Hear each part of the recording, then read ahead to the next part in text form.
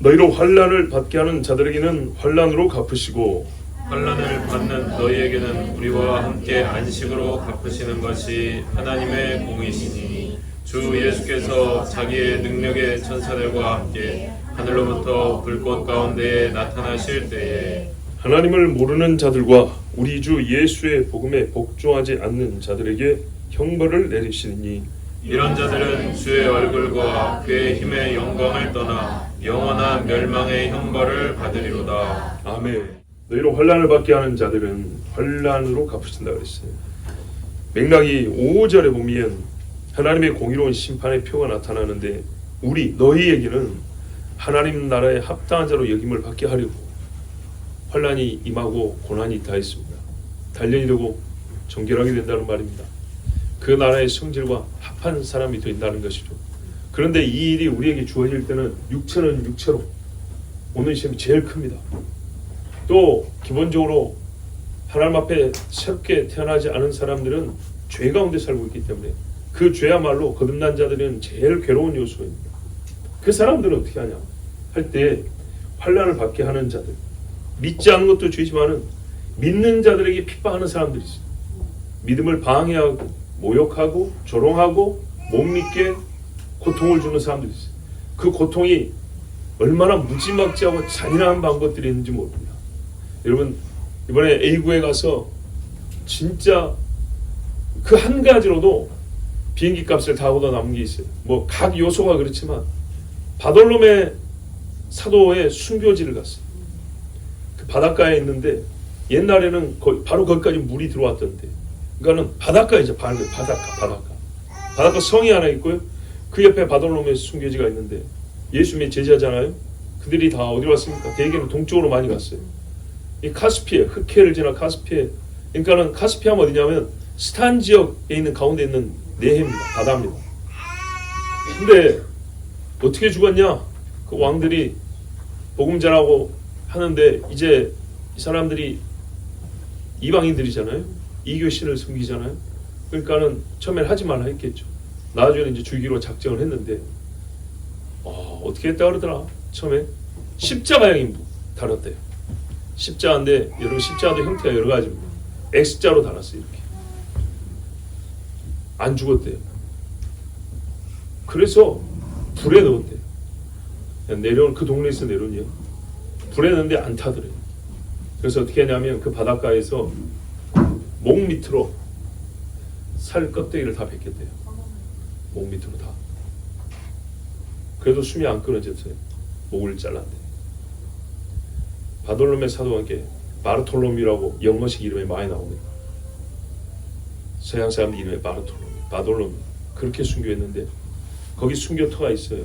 교회에 있던 모양이에요.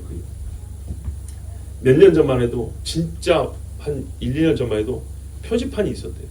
근데 지금요 그것까지 뽑아 없애버렸어요.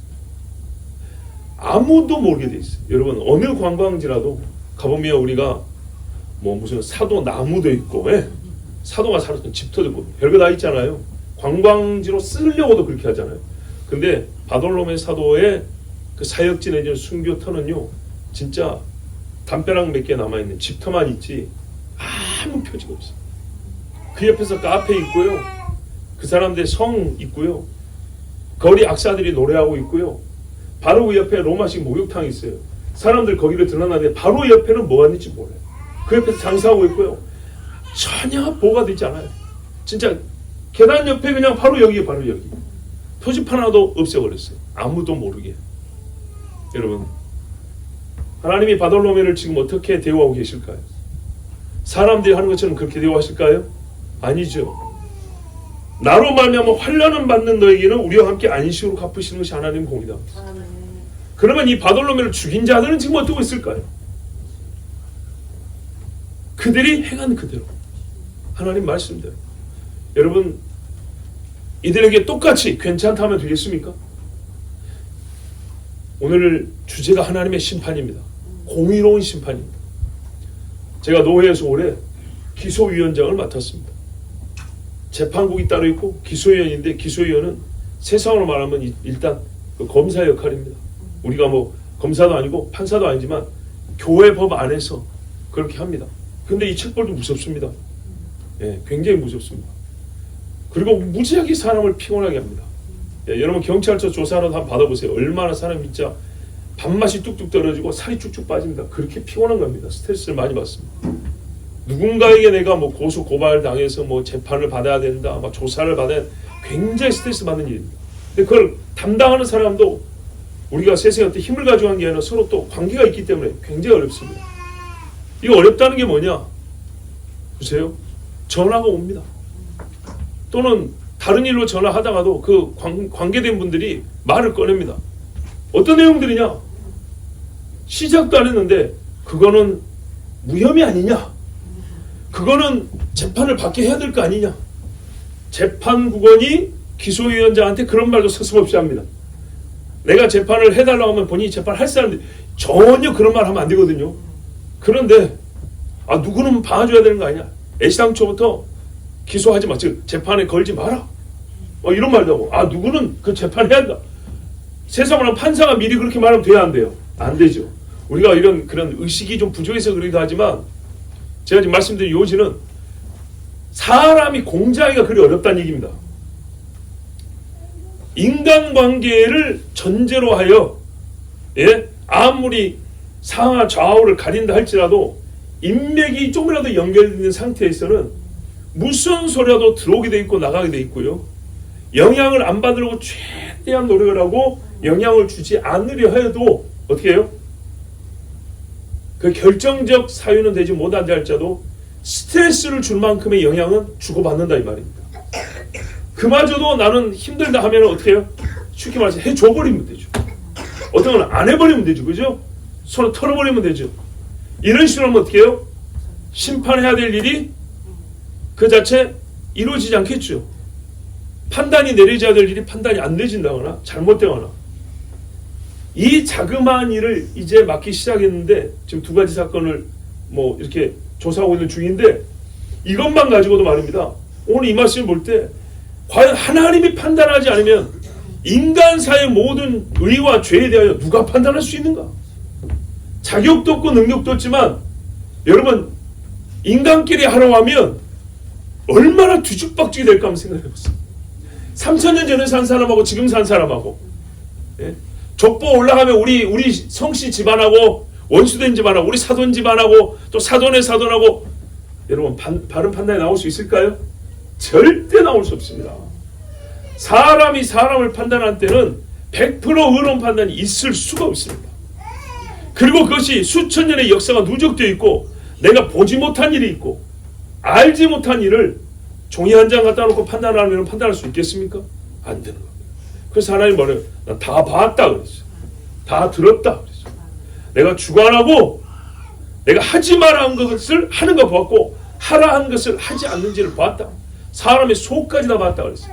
그리고 우리 인간은요 승인도 없어요. 물증도 없어요. 근데 하나님은요 네가 앉았던 자리에 피가 묻었더라. 딱 봐버립니다. 네가 손댔던 그 손 지문 닦아내도 소용없어요. 하나님 앞에는 그대로 나와 있습니다. 네가 밟고 간 돌들이 말하더라. 가인이 아벨의 피를 흘렸죠. 땅이 하소연 나서 내가 다 들었다 그랬어요. 여러분 진짜 생각하면 할수록 하나님이 아니고서는요 의로운 판단 내릴 수가 없어요. 하나님을 두려워하지 않고는요 인간사에 공의로운 판단이 나타날 수가 없어요. 잠시 있고 작을 뿐입니다. 그래서 우리 인간이 판단할 때도 하나님을 두려워하고 하나님이 살아 계시고 보고 계신다는 이 철저한 신앙의식이 아니고서는요 작은 일에도 제대로 판단할 수가 없어요. 그러고 보니까 얼마나 이게 감사한 말씀인지 몰라요. 하나님이 판단 이전까지만 내가 세상을 다스리고 판단은 너희끼리 혹은 판단은 나도 안 하려다 이러지 않았어요. 시간적으로만 끝내는 게 아니라 모든 사건의 완성을 하시겠다는 거예요. 얼마나 감사한 일이죠. 환난을 받게 하는 자에는 환난으로 갚으신다. 이것이 이 심판이요 우리가 하나님 나라에 합당해 하신 것처럼 이 죄인들에게는 그들의 이 핍박하는 행위 그들이 지옥에 합당하는 표가 될 것입니다. 하나님의 불심판을 받는다는 공의로운 표가 됩니다. 그래서 하나님 어떻게 해요? 내버려 둡니다. 영원한 멸망의 표입니다. 마귀를 아비로 모시고 따라갔던 그 마귀의 세계에 떨어진다는 왜요? 자기 아버지를 따라갔으니까요. 공의로운 표가 이 땅에서 그들에게 계속 쌓입니다. 우리 훈장이 계속 쌓여 붙여지는 것처럼 그리스도인들을 비판하는 사람들은 행위마다 저 지옥에 떨어질 표를 갖게 되는 겁니다. 하나님이요 그 증거를 가지고 판단합니다. 계시록 16장에 6절을 보면 5절 6절을 보면 천사 이렇게 말합니다. 전에도 계셨고 지금도 계시고 거룩하신 이여 이렇게 심판하시니 의로우시니이다. 그들이 성도들과 선지자들의 피를 흘렸으므로 그들에게 피를 마시게 하신 것이 합당하니이다. 또 내가 들으니 제단이 말하기를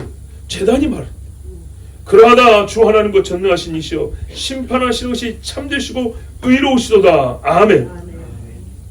짐승 표받은 자와 우상 숭배하는 자들을 하나님이 어떻게 했냐면 피 가운데 그들을 악하고 종기가 나게 하고 그들의 마시는 물이 피가 되게 하고 이렇게 해서 심판하시니 옆에 있던 천사들이 우리보다 훨씬 오래전부터 하나님을 섬겨왔던 천사들이 하는 말이 이렇게 심판하시니 의로우시니이다 그랬어요. 하나님의 심판에 천사가 말을 거들지 않습니다. 마귀와 와서 항변하지 않습니다. 처음부터 모든 것을 보고 계신 하나님이 혼자 판단하십니다. 수가 많을수록 좋을까요?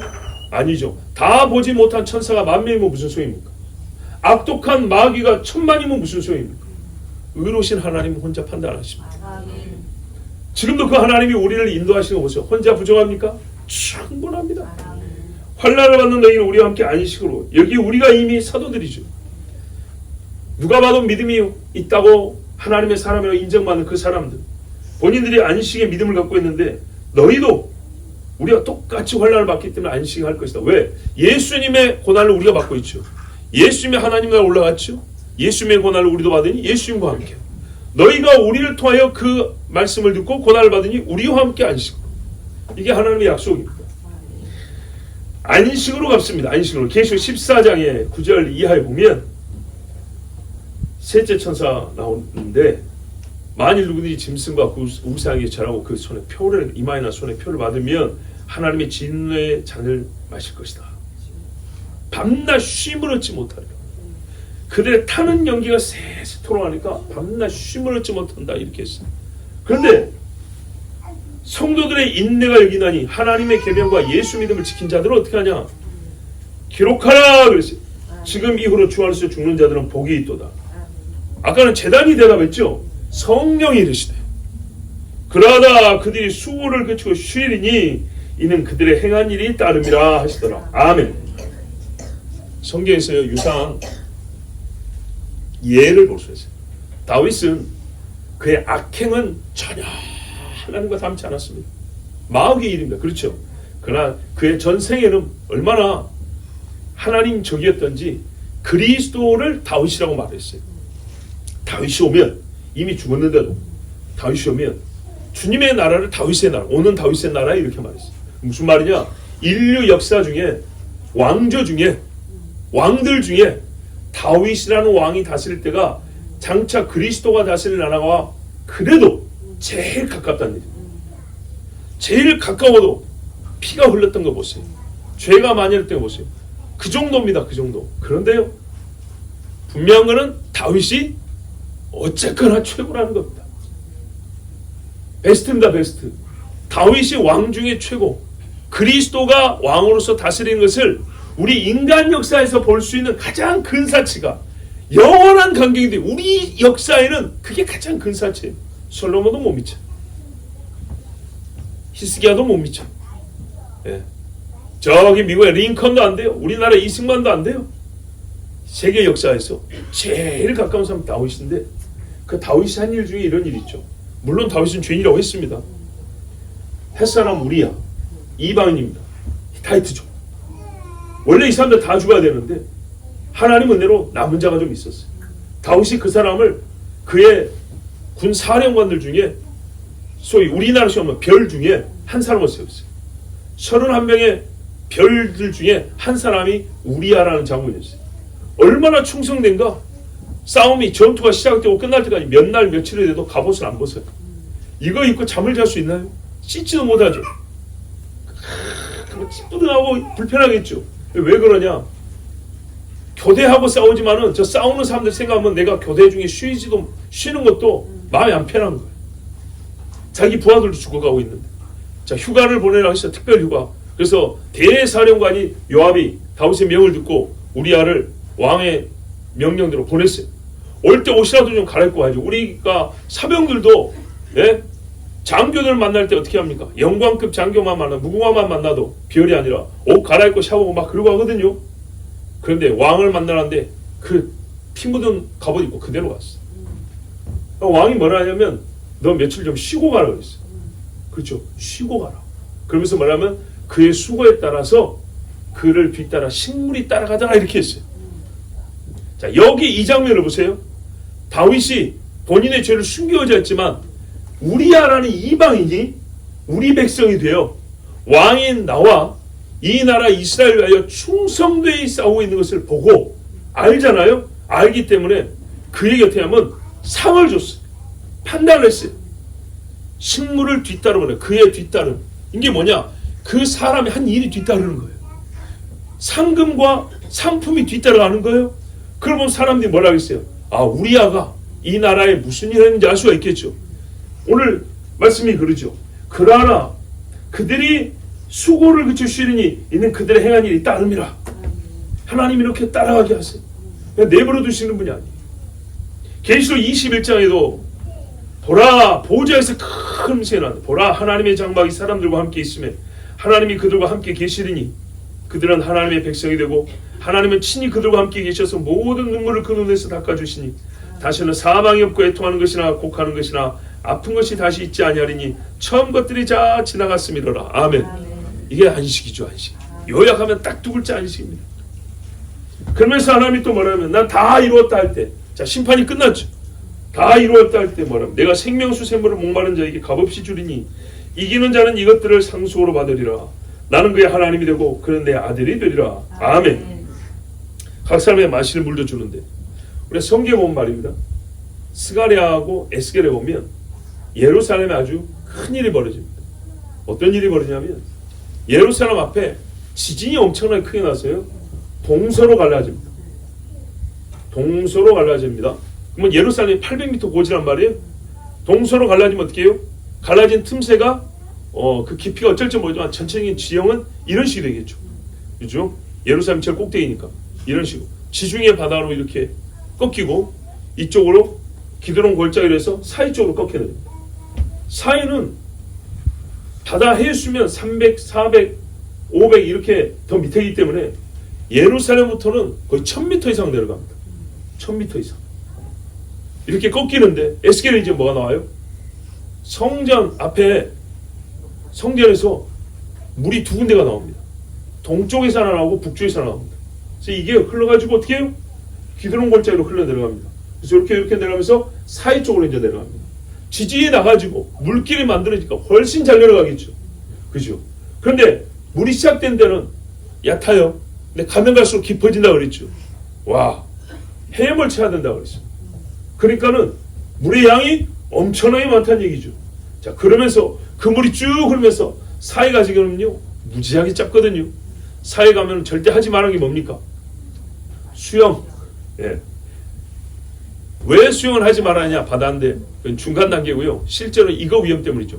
물이 첨벙첨하면서 몸에 들어갈까봐 눈이나 귀나 코나 입이나 들어가면 안 된다는 거예요. 그래서 수술하거나 어디 찢어진 사람은 그 물에 못 들어갑니다. 몸 안으로 물이 특히 점막에 이 물이 들어가면 치명상입니다. 여차하면 죽습니다. 죽음. 예. 그래서 절대로 물 튀기는 짓을 하지 말라는 거예요. 가만히 있다 나오라는 건데. 그러니까요, 살 수 있는 게 없죠. 왜 이렇게 짧냐? 바닥이 염산이에요, 염산. 염산, 황산 그런 산성이 아니고 소금으로 된 산이라고요. 땅 자체가. 그래서 맨발로도 못 들어가게 하죠. 예, 증발해서 짠 게 아니고 바닥이 뾰족뾰족한 소금 결정으로 쫙 져 있어요. 산 자체가 소금이에요, 산 자체가. 그래서 맨발로 들어가서 발 다 찢어집니다. 아프고. 자, 그래서 무지하게 짜와요.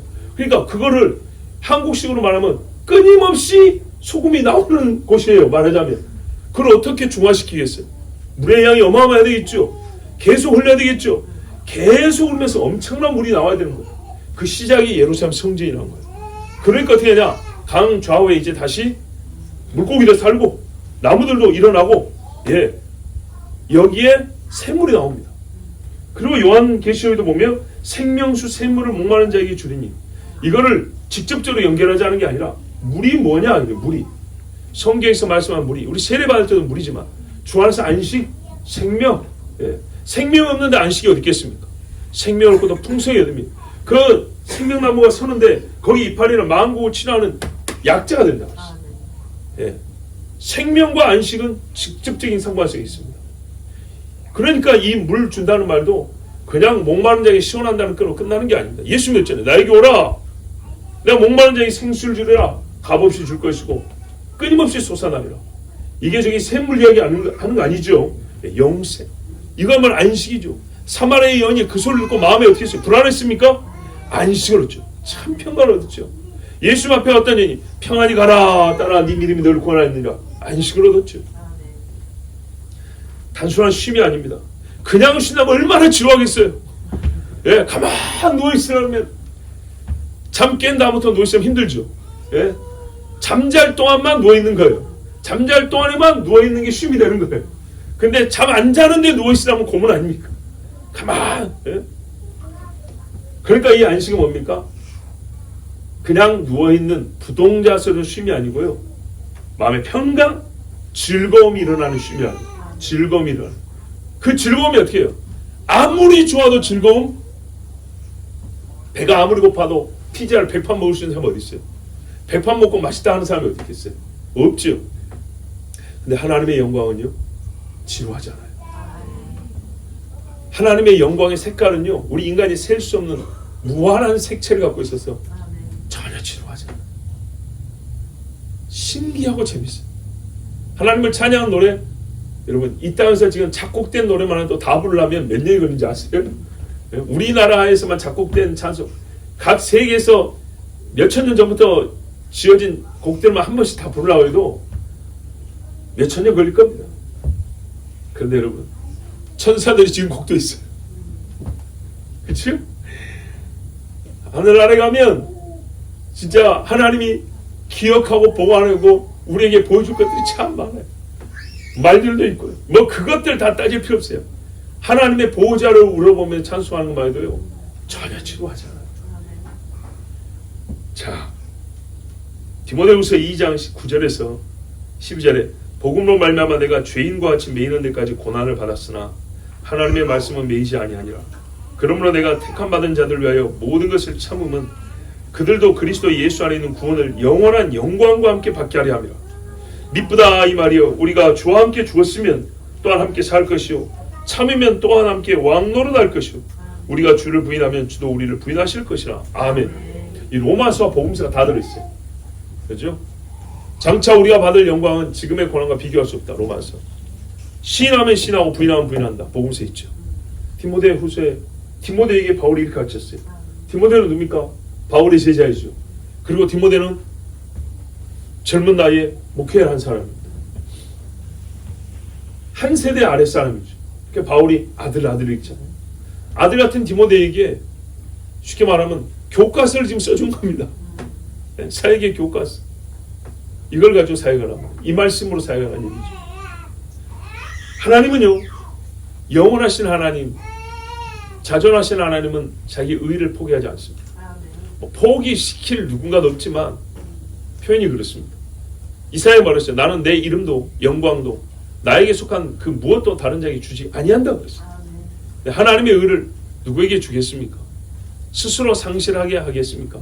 절대 그렇지 않습니다. 부실하게 행하여 겨우겨우 소유하고 이러지도 않습니다.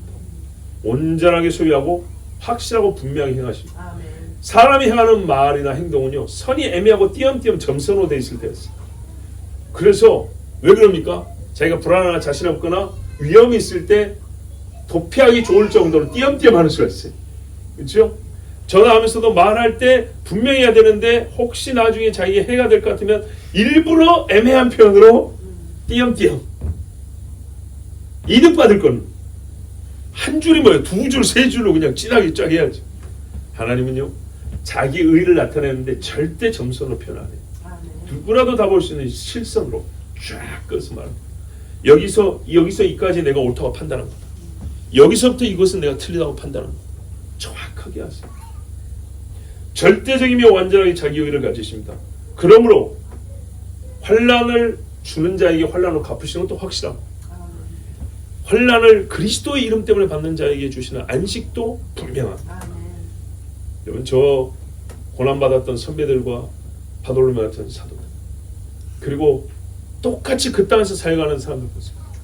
이 땅도 마찬가지입니다. 옛날에 죽창이 찔렸던 그곳에 여전히 교회가 있습니다. 불태워졌던 그곳에 여전히 교회가 있습니다. 하나님의 여전히 똑같은 믿음만 갖고 있다면 분명히 같은 안식으로 갚아주십니다. 7절 후반에 보니까 주 예수께서 자기의 능력의 천사들과 함께 하늘로부터 불꽃 가운데에 나타나실 때 그 심판의 끝은 언제냐면 이때라고 합니다. 하늘로부터, 아까 제가 초대에 말씀드린 것처럼 우리가 아무리 어려도 우리는 땅에 있잖아요. 땅의 영향을 받아요. 그렇죠? 이거를 이겨내기가 보통 어려운 게 아니에요. 그러나 이겨내면 하나님께 영광이죠. 근데 하나님은 처음부터 하늘의 것을 가지고 있어요. 땅이 영향을 미칠 수가 없어요. 오류나 치우침이 있을 수가 없어요. 하늘의 성질, 땅의 성질에 속하지 않는, 그 하늘의 위엄과 감추었던 하나님의 지혜가 드러나는 그때가 바로 이날입니다. 마가복음 13장 24절 이하에 그때 그 환난 후 해가 어두워지며 달이 빛을 내지 아니하며 별들이 하늘에서 떨어지며 하늘에 있는 권능들이 흔들리리라. 그때 인자가 구름을 타고 큰 권능과 영광으로 오는 것을 사람들이 보리라. 또 그때 그가 천사들을 보내어 자기가 택하신 자들을 땅 끝으로부터 하늘 끝까지 사방에서 모으리라. 소환하는 이가 누구냐? 하나님, 예수님인데 소환하려고 가는 전령들이 천사입니다. 자, 우리 본문에 뭐랬어요? 주의 능력에 자기 능력의 천사들과 함께. 천사 없으면 판단 못하는 게 아니고요. 천사들을 시켜서 데리고 오라는 거. 능력의 천사라고 그랬어요. 역시 능력이 부족해서 아니고요. 우리 예수님의 종들이 갖고 있는 능력을 보면 예수님의 능력은요, 가히 상상이 안 되죠. 누가 심판하지? 그분의 위엄과 영광. 땅에서는요, 호위하면 보호받을 줄 알아요. 사람이 사람을 호위하면. 하나님 앞에서는요, 주님은 천사가 호위하고 있는데 안 지켜도 되지만 우리 인간이 볼 때 말이죠, 우리 눈에 천사가 호위하는 분을 누가 대들겠어요? 누가 그 판단을 어그러뜨릴 수 있겠어요? 도전할 수 있습니까? 없습니다. 절대 권입니다. 그때 어둠에 갇혔던 온 땅이 이제 환하게 됩니다. 요한계시록 보면 징벌을 내리는 천사들이 올 때도 그 천사 자체에서 빛이 나서 해가 힘있게 땅을 비추는 것 같더라고요. 해처럼 빛난다는 거예요. 천사 하나가 더. 그러면 감추인 것이 드러나지 않을 것이 없습니다. 바다 밑바닥 지금 아무리 센 서치라게 갖다 비춰도 바람이 100m 뚫을 수 있을까요? 뚫을 수가 없습니다. 그런데요, 그때는요, 바닷속 확 옵니다. 올라오라. 땅이 천사들의 소리로 흔들립니다. 그 능력이 죄인들을 두렵게 합니다. 소환아 올 때 수갑만 차도 그 차가운 느낌에 이 쇠가 사람 몸에 날 때 느낌 고약하거든요. 여러분, 치아 치료할 때 뾰족한 송곳만 이빨에 닿아도 신경이 나도 불쾌하죠. 불쾌하게 이르는 바가 없고, 그리고 섬뜩하죠. 마귀 손에 붙들리면 사귀겠습니까? 우리가 하나님의 심판을 진짜 무시하면 안 돼요. 이런 말 자체가 어울리지 않습니다. 무시라는 게 우리에게 절대 있어서는 안 될 말입니다. 정말 무섭습니다. 조나단 에드워즈가 미국에서 대각성 운동을 일으킬 때 본인이 일으키려 한 게 아니고 사람들이 하나님 앞에 나와서 울며 불며 회개했던 설교가 그거였어요. 진노하신 하나님의 손에 붙들린 죄인들. 이 설교였어요. 근데 놀라운 건 이 설교를 한 번만 한 게 아니고 같은 설교를 장소를 바꿔가면서 여러 번 했어요. 어떤 장소에서는 사람들이 채 하고 가버렸어요. 우리가 그 땅 무서울까 이렇게 가버렸습니다. 한 장소에서는 가슴을 치고 나왔어요. 여러분, 예수님도 예루살렘에서 저기 어디입니까? 갈릴리에서 여러 지역을 다니면서 동네마다 다 다른 설교 아니에요. 중복된 설교들이 있어요. 그렇지 않겠어요? 이 동네는 A 복음 듣고 구원받고 저 동네는 B 복음 듣고 구원받는 아니죠. 전체 복음 하나입니다.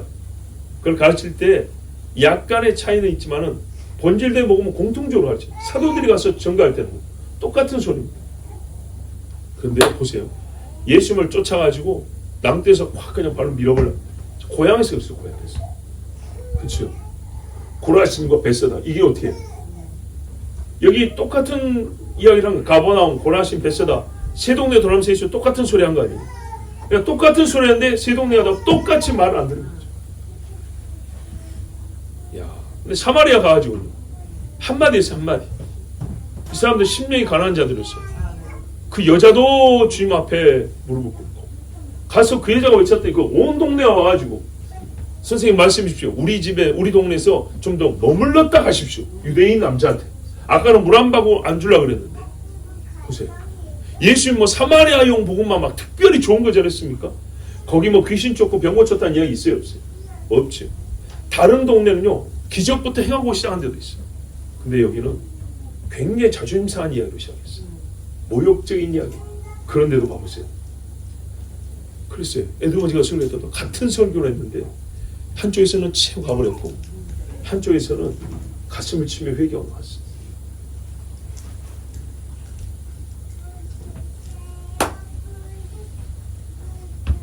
우리 주님이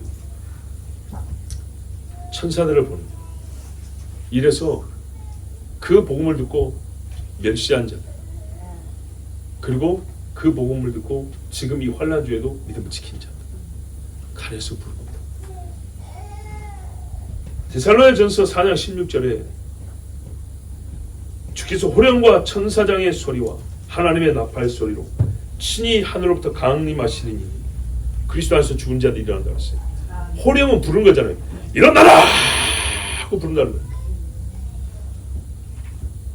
미스터 롱비! 부른다는 거예요. 예? 얼마나 이건 흉내가 안 돼요. 그 성량과 그 위험찬 목소리를 천사장의 소리, 예? 그 나팔 소리. 이번에요 재밌는 거 봤어요. 그 A국에 가니까 궁전이 안에 있었어요. 근데 궁이 너무 작고 초라해가지고 에게 이랬거든요. 근데 거기서 놀라운 유물을 봤어요. 악기가 전시되어 있고 무기가 전시되어 있는데 악기 중에 이렇게 생긴 게 있어요. 예. 약간 사다리꼴? 이렇게 생겼어요. 현이 있더라고요. 나무로 됐고 쇠로 된 현이 있는데 그러니까는 이렇게 뜯어가지고 내는 악기인가 그랬는데 읽어보면 그게 타악기도 겸용한다고 돼 있어요. 두드리면서 튕기는 그런 악기인 것 같아요. 근데 뭐라고 되는지 알아요? 그 기원이 킹 데이비드에까지 이어진다고 그랬어요. 다윗 왕으로부터 연원한다 이렇게 돼 있어요. 놀랍죠? 그리고 그거 말고 또 하나 봤는데 어디도 이스라엘과 관계되어 있는 뭐 유물인가 유적인가 이렇게 또 기록된 걸 하나 봤어요. 두 개를 봤어요. 근데 이 악기가 어디서 왔냐 했더니 다윗 때부터 시작됐다 이렇게 돼 있는 거예요. 와, 그러면 봐보세요. 옛날에 무슬림이 되기 전에 고대로부터 어떻게 해요? 다윗의 명성을 들었다는 얘기죠. 다윗의 기술이 전수됐다는 얘기죠. 어디가요? 이 카스피에. 지금으로 보면 여러분 이렇게만 편하니까 말씀드린 거예요. 스탄 지역에. 예? 거의 소련 중앙까지 오는데 남부 중앙까지 왔는데 어마어마하죠. 누가 모른다 하겠어. 이게 지금 이어질 말씀과 또 상관이 있습니다. 자, 계시록 19장 이하에도 뭐라고 했습니까? 하늘이 열리는데 백마와 그 탄자가 있더라. 그리고 예수님이 천사들 데리고 나오죠. 천군을 데리고 나옵니다. 그래서 어떻게 합니까? 세상의 왕들과 장군과 장사들 힘있다고 하나님 앞에 까불던 사람들 다 쳐 죽이고 어떻게 합니까? 그 살을 하늘의 새 독수리에게 먹으라고 줍니다. 그러면서 천사가 태양 안에 있어서 무슨 말이에요? 태양이 있는데 태양 딱 그 가운데 천사가 쓴 겁니다. 땅에서 볼 때는요. 와, 이글이글한 태양이 딱 서 있는 게 보이죠. 그런데 뭐라 그러냐? 사람이 들릴 정도로 큰 소리로 공주에 나는 새들아 와서 하나님의 큰 잔치에 참여하라. 왕들의 살과 장군들의 살과 장사들의 살과 말들과 그래서 탄 자들의 살, 자유들과 종들과 작은 자나 큰 자나 모든 자의 살을 먹으라 이랬다. 천사들, 요런 천사들을 데리고 온다 이 말. 그리고 거짓 선지자, 짐승, 짐승의 표복과 그 앞에 우사하던 자들, 이를 미혹했던 사람 산채로 유황불에 던지다 그랬어요. 누가요? 예수님이 시키면 천사들 갖다 던져버려요. 바로 그래서 자기 능력을 가진 천사들을 데리고 온답니다. 예수님이 능력을, 권능을 부여한 천사들. 불꽃 가운데 그랬으니까요. 이 천사들이 와서 주님과 함께 심판할 때 뭘 사용한다는 얘기죠? 불을 심판의 도구로 쓴다는 거예요. 불. 베드로후서 3장 7절, 이제 하늘과 땅은 그 동일한 말씀을 옛날에 물에 잠겨한 거죠. 불사르기 위하여 보호하신 바 되어 경건하지 아니한 사람들의 심판과 멸망의 날까지 보존하여 두신 것이니라. 주의 날이 도적같이 오르니 그 날에는 하늘이 큰 소리로 떠나가고 물질이 뜨거운 불에 풀어지고 땅과 그 중에 있는 모든 일이 드러나리로다. 다 태워버리면 사라진 게 아니고요, 속에 있는 죄들을 하나님이 다 드러낸대. 저 10대 청소년 때 이 말씀 생각하면서 학교를 다니는데 아침에 저기 해가 떠오르고 있잖아요. 그 해를 보면서 학교를 가는데도 이 베드로후서 말씀 생각하면서 상상을 막 해봤어요. 살이 풀어진다. 얼마나 뜨거운가. 하늘이 큰 수로 떠나 종이축 말이지 없어져. 야, 그래서 고등학교 다니면서 제일 많이 불렀던 찬송이 뭐냐면요, 전부여 의지없소서. 정말로. 예? 그러면 누가 또 이 심판을 받냐? 8절 보세요. 하나님을 모르는 자들 그랬어요. 이것에 사람들이 제일 억울해합니다. 난 들어본 적이 없다. 들어본 적이 없고 우리 동네는 교회가 없었다. 그런데 왜 내가 하나님 앞에 심판을 받는다는 얘기냐? 이렇게 말합니다. 그럼 반대로 물어보죠. 하나님 앞에 상 받을 이유는 있습니까? 우리 동네 교회가 없었다. 복음을 전하는 사람이 없었다. 상 받을 이유가 있습니까? 그래서? 아니죠. 그러면 연옥이 필요하군요. 재교육, 사후교육이 필요하겠네요. 그렇죠? 성경에는 그런 말을 한 적이 한 번도 없습니다. 우리가 만들면 안 됩니다. 로마서 2장 12절, 14, 15절에 무릇 율법 없이 범죄한 자는 또한 율법 없이 망하고 율법이 있고 범죄한 자는 율법으로 말미암아 심판을 받으리라. 율법 없는 이방인이 본성으로 율법의 일을 행할 때는 이 사람은 율법이 없어도 자기가 자기에게 율법이 되나니 이런 이들은 그 양심의 증거가 되어 그 생각들이 서로 혹은 고발하며 혹은 변명하여 그 마음에 새긴 율법 행위를 나타내느니라. 천부적으로 사람이 태어날 때 하나님이 주신 양심이 있어요. 그리고 하나님이 주신 지각이 있어서 어느 정도는 아냐? 신이 있다는 걸 알아요. 그래서 세상에 우상을 섬기는 거예요. 여러분, 우상을 섬긴다는 데서 우리가 발견한 공통된 사실은 뭡니까? 인간은 신의식을 갖고 있다는 겁니다. 신이 존재한다고 믿는다는 거예요. 예. 인류 역사가 가르쳐지고 증거하고 있어요. 그런데 문제는 뭐예요? 참 하나님을 찾을 수가 없죠. 예. 그 문제는 그겁니다. 그런데 그래서 하나님이 자기를 계시해줬어요. 들어야 될 거 아닙니까? 아담 때부터 주신 말씀 들어야 되는데 안 듣고 어떻게 해요? 자기 멋대로 신을 만들었어요. 보세요. 하나님이 가르쳐준 걸 잘 못 알아먹어서 믿음이 좀 부족할 수 있어요. 여러분이 성경을 보고 읽고 설교를 듣지만 잘 이해가 안 되고 내가 조금 이 이해력이 좀 부족해서 조금 잘 몰라서 섬기는 법이 조금 미숙하거나 잘못되는 수가 있어요. 그걸 어쨌든 간에 받아들여서 한 거잖아요. 그런데요, 하나님이 주신 계시를 받아들이지 않고 내 속에서 나는 생각대로 신이 있긴 있는데 내 속에서 나는 생각대로 신을 만들겠다. 이거는요, 계시를 받았으나 부족하게 이해한 거는 완전 다른 이야기죠. 우리나라에 우리 사람의 본성을 보세요. 교회가 있으면 다 믿습니까? 성경이 넘쳐나면 다 읽습니까? 안 그렇죠.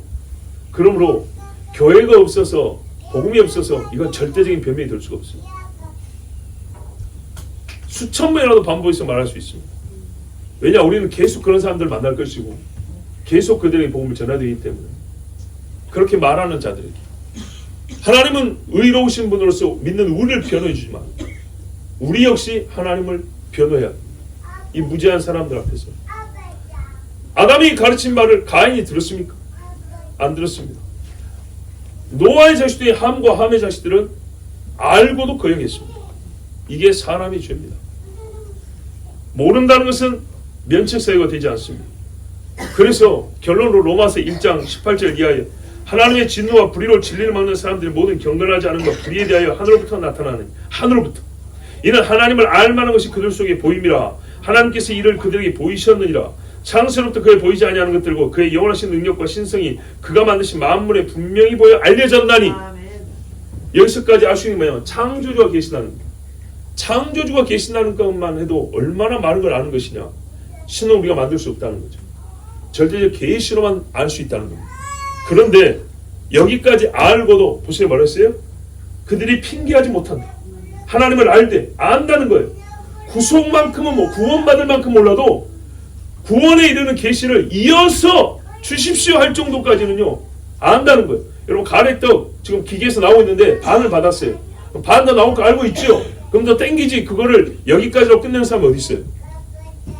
하나님이 자연 속에 주신 계시 신성의 이 흔적만 보고도 아 창조주가 계시구나. 창조주 우리가 손댈 수 없고 관여할 수 없고 절대적인 주권을 갖고 계신 분이 있구나. 그러면 그분으로부터 계속 계시를 받아야 되는데 거기서 딱 멈춰 어떻게 해요? 에이 당신이 창조주야 이렇게 해버리는 겁니다. 저기 수메르 신화에 엔릴, 엔키, 안 이런 것들 사람이 만들고 당신이 창조주입니다 이렇게 해버린 겁니다. 생각이 허망해서 하나님을 영화롭게 하고 싶지 않아요. 그래서 어떻게 해요? 하나님 주신 계시를 가지고 신에 대한 무지를 가지고 있는 게 아니고요. 하나님이 계시다까지 아는 요거를 악용을 합니다. 있는 것까지 알겠는데 믿기 싫어. 그래서 어떻게 해요? 없는데 일단은 하나님이 계시죠. 그래서 없는 것을 있는 하나님 대신 그래 신이 있어 이렇게 만들어 나가고 있어요. 이 짓을 많이 한 사람은 많이 배웠다고 예외가 아닙니다. 2000년 전에 2000 세계 최고의 석학이나 철학자들이 많았던 도시가 어디입니까? 아테네죠. 아테네. 아테네에서 뭐라고 했어요? 이 사람들이 얼마나 똑똑하고 여유가 있는지 새로운 사성을 말하고 듣는 것에 시간을 다 썼다고 그랬어요. 요즘 말로 오후 3시면 퇴근 다 합니다. 그래가지고 저녁 먹을 때까지 계속 그리고 또 이 말로만 먹고 사는 사람들이 있어요. 이게 일이에요. 일. 그것이 세계적 자랑이고. 자, 그런데요 거기 가봤더니 이 사람들은 깨끗할 줄 알았거든요. 온 동네 우상천지인 거예요. 그래서 알지 못하는 신에게까지 하면서 단을 하나 만들었고 재물 바쳐놨어요. 얼마나 어리석은 짓입니까? 근데 뭘 안다는 거죠? 신이 있는데 우리 인간의 지식으로는 참신을 제대로 알 수 없다는 겁니다. 즉 계시 신학이 필요하다는 겁니다. 그러나 그걸 원합니까? 원하지 않는다는 게 문제. 그래서 뭐 옛날 말로 봉사 문고리 잡는다고 잡히면 다행이고 그래서 모르는 신이면 하여튼 잡수시고 좀 살려주세요 이러고 바쳐놨어요. 그걸 바울이 보고 웃음이 나왔어요. 웃음. 그러면서 하는 말이 내가 가르쳐준다. 그래서 당신의 조상들이 어디까지 아느냐 이렇게 말했다는 거예요. 그는 우리 각성에서 멀리 계시지 아니한다. 당신의 조상들이 이렇게 말했다는 거예요.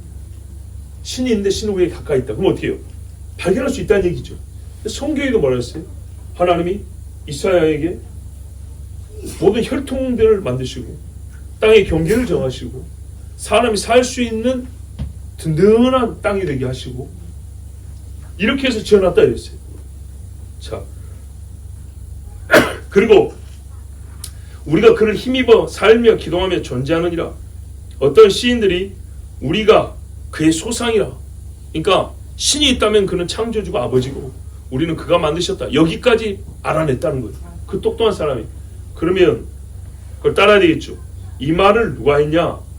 와, 대단합니다. 크레타의 에피메니데스라는 철학자가 말한 거예요. 근데 바울이 디도에게 말했어요. 디도가 한 말을 듣고 있던 거예요. 그럼 뭐라 하냐면 크레타 사람들은 거짓말쟁이라. 이렇게 말했거든요. 근데 그 거짓말쟁이 중에도 훌륭한 철학자가 하나 있었어요. 우리가 어떻게 해요? 그로 말미암아 살며 기도하며 존재한다. 또 스토아파, 길리기아, 바울도 길리기아 다수칠방 출신이죠. 거의 같은 동네입니다. 같은 지방 출신인데 아나투스라는 사람이 있어요. 시인인데 우리도 그의 소생이기 때문에 우리 모두는 제우스와 관련을 가진다. 그들이 이제 제우스를 신을 믿잖아요. 그러니까 무슨 말이에요? 신이 있다면 신과 우리 인간의 관계는 아버지와 자녀의 관계다 이런 말이죠. 여기까지 알았다는 거예요. 그래서 그걸 그대로 쓴 거예요. 그대로 바울이. 더 깊은 이야기는 시험 강의에서 안 하는데요. 그러면서 말하냐, 우리가 그게 소생인데 금이나 은이나 이런 돌 같은 걸로 아버지라고 말하는데 아버지가 아닌 것들을 만들라고 섬기면 되겠냐? 말이 안 되죠. 그래서 이게 헬라의 유명한 게 에피쿠로스와 스토아파인데, 스토아파의 창시자 제논도 신전이나 이런 거 만들지 말라 그랬다는 거예요. 율법을 아는 것도 아닌데 만들지 않아야 된다는 거예요. 왜? 논리가 그렇다는 거죠. 신이 영원한 존재이고 그가 그 형상대로 우리를 만들고 아버지와 자녀라면 이런 잡다한 거를 만드는 게 그게 아버지한테 할 일이라는 거예요. 아니죠. 철학자들도 여기까지는 발견했다는 거예요. 자, 그런데 여러분, 교회가 없어서 나는 몰랐다. 교회가 없어서 달에다가 물 떠놓고 비렸다. 성경을 본 적이 없어가지고 조상 할아버지 나 좀 도와주십시오 하고 맨날 거기다가 제사상 차렸다. 이게 말이 돼야 안 돼요. 안 된다는 겁니다. 8절 후반부 보세요. 이는 우리 주 예수의 복음에 복종하지 않는 자들에게 형벌을 내리시리니, 이 형벌을 복수한다는 얘기입니다. 그래서 신원하는 날이라고 그랬죠. 신원하는 날.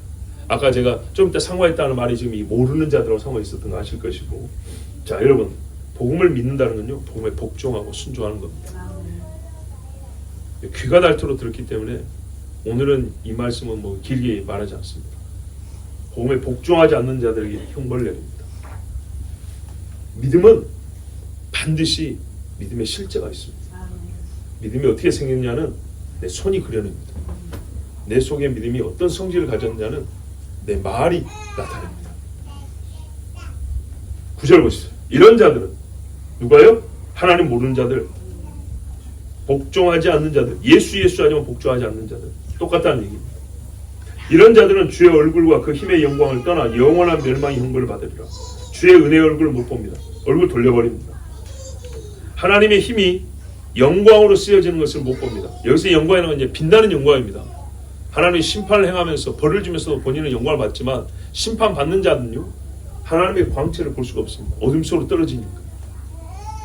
하나님이 우리에게 생명을 주심으로 볼 수 있는 영광이 있습니다. 이 영광은 저 고라자손은 볼 수가 없습니다.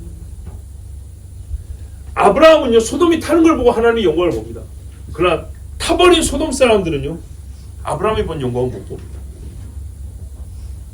하나님과의 영원한 단절, 영원한 멸망의 형벌, 것이 하나님이 구원하신 힘을 거두심의 상태 전. 여러분, 우리가 지금 있는 동안은요, 아무리 주인이라도요, 손을 하나님이 다 거두질 않았어요. 근데 이걸 딱 걷어버리는 순간이요, 진짜 얼마나 무서운지 모릅니다. 제가 죽음을 자주 얘기하고 생각한다 그랬죠. 어젯밤에도 우리 가정예배 했는데 우리 아이들한테도, 요 조그만 애들 놓고도 그랬어요. 죽음을 또 이야기했어요. 숨이 딱 끊어집니다.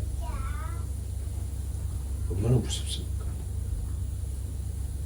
진짜 오늘 밤이라도 딱 끊어져 버려요.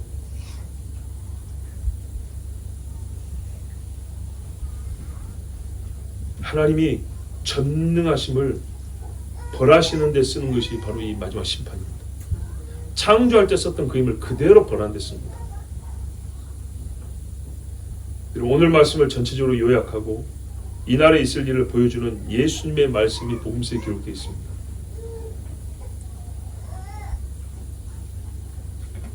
마태복음 25장 31절 이하에 보면,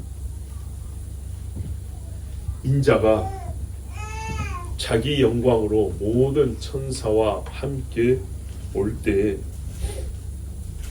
보세요. 인자가 자기 영광으로 모든 천사와 함께 올 때에 자기 영광의 보좌에 앉으리니 모든 민족을 그 앞에 모으고 각각 구분하기를 목자가 양과 염소를 구분하는 것 같이. 목자가, 일반 사람도 구분 잘 못합니다. 목자가 양과 염소를 구분하는 것 같이 하여 양은 그 오른편에 염소는 왼편에 두리라. 섞여 있을 때 여러분 보통 사람은 구분 못합니다. 종자가 양 비슷한 염소가 있고요, 염소 비슷한 양이 있어요. 구분 못합니다. 털 색깔이 전부 다 뭐 검고 흰 것 같죠. 누리끼라는 것도 있고 회색도 있고요, 별의별 것들 다 있습니다. 근데 목자는 구분합니다. 그때 임금이 그 오른편에 있는 자들에게 이르시되, 내 아버지께 복받을 자들이여, 나와 창세로부터 너희를 위하여 예비된 나라를 상속받으라. 아멘. 창세로부터. 그럼 여러분, 벌받을 것도 언제부터 예비되었을까요? 마태복음 25장 40일 그 이하에 또 왼편에 있는 자들이 이르시되 저주를 받은 자들아 나를 떠나. 아버지 영광을 떠나. 마귀와 그 사자들을 위하여 예비된 영원한 불에 들어라. 영원한 불에. 아까는 뭐였어요? 창세로부터 너희를 위하여 예비된 나라에 들어가라 그랬죠. 내가 줄일 때 너희가 먹을 것을 주지 아니하였고 목마를 때 마시지 아니하였고 나그네 되었을 때 영접하지 아니하였고 헐벗었을 때 옷 입히지 아니하였고 병들었을 때 옥에 갇혔을 때 돌보지 아니하였느니라. 복음에 복종하라 그랬죠. 이게 도덕적인 윤리적인 행위를 얘기하는 게 아니고 복음이 있다면 사실 이런 일은 기본입니다. 아멘. 복음 순종에 증거가 없다는 거죠. 그래서 어떻게 해요?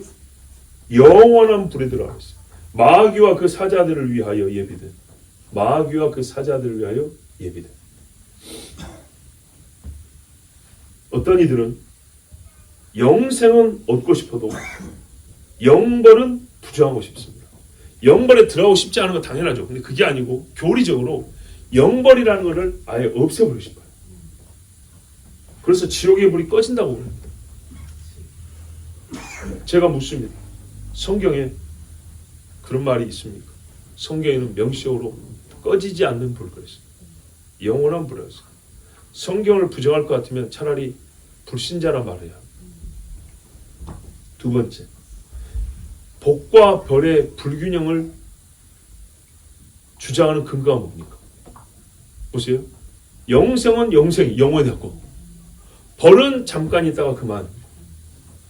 왜 그렇게 불균형하죠? 뭘 근거로? 하나님은 사랑이시니까요? 사실 여러분 우리가 복도 하나님 주신 복을 다 받을 자격이 있습니까? 복이 이만하면 우리가 자격이 이만합니까? 아니죠. 복이 이만하면 자격은 이만큼도 안 돼요. 지금 살아있는 것도 마찬가지입니다. 본래 복 자체가 그 영원한 복이 우리가 영원히 복받을 만한 일을 한 게 아니에요. 자격이 없습니다. 근데 벌은요. 하나님 뻥튀기 한 게 아니고요. 책임만큼 받는 겁니다. 책임만큼. 감사하게도. 왜? 근데 왜 책임이 영원합니까? 누구에게 죄를 지었냐는 거예요. 누구에게. 얼만큼의 효력이 있는 죄를 지었냐. 여러분 하나님께 욕을 하면 그거 욕의 시효가 어디까지 갈까요? 생각을 해보세요. 우리가 사람에게 30년 전에 누가 나한테 칼로 심장을 찌르는 같은 욕을 한 적 있어요. 30년 있다 만나도 남아있죠. 그렇죠? 용서 안 빌면 그대로 가죠. 그런데 하나님 앞에 온갖 쌍소리를 셀 수 없이 책으로 쓰면 이렇게 두껍게 많이 해놨어요. 지가 뭔 말인지도 몰라요. 한 번 회개도 안 했어요. 이게 바람 불면 한 장씩 날아오고 찢어지는 건가요? 아닙니다.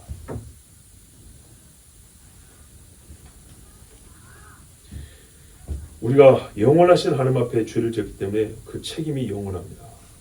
그리고 우리 존재 자체가 죄는 영원하려 하려 해도 내 존재가 중간에 없어져 버리면 사람의 벌은요 사망한 사람한테는 낼 수가 없습니다. 그죠? 네. 벌을 내리려 하다가도 죄인이 죽어버리면 이거 그냥 재판이 중간에 중단돼 버립니다. 근데 하나님께 받을 재판 그렇지 않습니다. 영원한 존재, 우리 영은요 불멸입니다. 그 자체로 불멸. 그렇게 만들어졌어요. 그렇기 때문에 우리 영혼을 포함한 사람이 받는 상이나 벌은 영원한 성질을 갖고 있는 게 당연한 겁니다. 여러분 우리가 하나님께 처음에 복된 사람으로 존재를 만들어졌습니다. 근데 죄로 말미암아 거기에서 스스로 끊어져 나왔습니다. 단절됐죠. 좋았던 상태를 죄가 끊어버렸어요. 그래서 이 좋은 상태가 분절되고 죄인의 상태가 되었어요. 우리는 어떻게 해야 되죠? 이대로 영원히 가는 겁니다. 뭔가 사건이 있어서 다시 돌아가야 됩니다. 그 사건이 그동안에 예수 그리스도의 죽음과 대속의 의미를 많이 말씀드렸죠. 바로 예수님 죽음과 믿음입니다. 그러면 어떻게 되냐? 일이 돌아가는 겁니다. 이렇게 아멘. 회복이라 그러죠. 이 사건이 없는 사람은요, 처음 단절된 이 상태로 영원히 가는 겁니다. 우리는 어떻게 해요? 예수 사건 있으면 이 죄 사건과 다시 단절되고 이렇게 이어지는 겁니다. 아멘. 자, 여러분, 믿음 얼마나 이게 중요합니까? 보세요. 한 번 믿음을 가지면요, 한 번 죄죠 영원히 가는 그 사망의 상태에서요, 한 번 믿음으로요 영생으로 바뀐다고. 아멘. 왜? 우리 영적 존재. 그러면 여러분, 사람의 종국적 상태는 그의 마지막에 죄가 보이느냐 의가 보이느냐, 아멘. 이게 따라 달라집니다. 그리고 그 효력의 시간 영원합니다. 아멘. 그렇다면 지금 여기에 육체를 가지고 살 때가 얼마나 중요한 시간인지 아셔야 합니다. 아멘. 우리가 이 수요일 아니면 목요일 예배도 됩니다. 화요일 예배 됩니다. 그렇게 해도 되지만 중요한 것은 예배하는 자와 안 하는 자의 차이. 아멘. 예배하러 앉아 있는 것과 예배를 드리는 것의 차이입니다. 네. 우리가 하나님 앞에 어떻게 서 있느냐, 영원합니다. 아멘. 갈라디아서 6장 7절 8절에 스스로 속이지 말라. 하나님은 업신여김을 받지 아니하시나니 사람이 무엇으로 심든지 그대로 거두리라. 아멘. 자기 육체를 위하여 심는 자는 육체로부터 썩어질 것을 거두고 성령을 위하여 심는 자는 성령으로부터 영생을 거두리라. 아멘. 아멘. 이 말씀대로 하나님 주신 영생, 아멘. 네? 그 복음, 하나님을 모르는 자가 되지 말고 아는 자가 되고, 아멘. 그리스도 예수의 복음을 듣기만 하지 말고 진심으로 믿어 복종하십시오. 아멘. 그로부터 영생을 거둡니다. 아멘. 우리 이 시간에 함께 기도합니다. 하나님.